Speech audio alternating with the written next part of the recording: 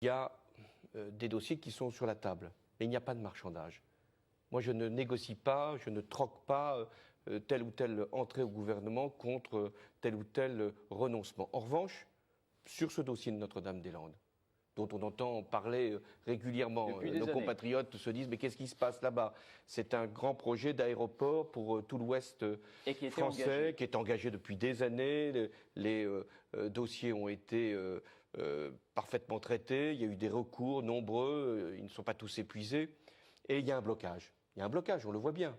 Il y a à la fois des élus qui sont totalement mobilisés pour que cet aéroport se fasse, et puis d'autres, élus ou pas élus d'ailleurs, associatifs le plus souvent, ou des occupants sans titre, ou quelquefois avec titre, qui veulent que cet aéroport ne se fasse pas. Alors à un moment, il faut prendre une décision, et nous savons que les travaux doivent commencer au mois d'octobre.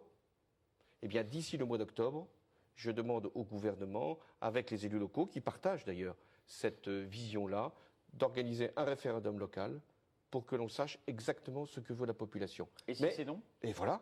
Mais il doit y avoir une conséquence. Vous serez tenu par cette réponse. Si c'est oui et que la population veut cet aéroport, alors tout le monde devra accepter cette décision. Et si c'est non, vous savez que c'est un projet porté par l'État, l'État en tirera les conséquences.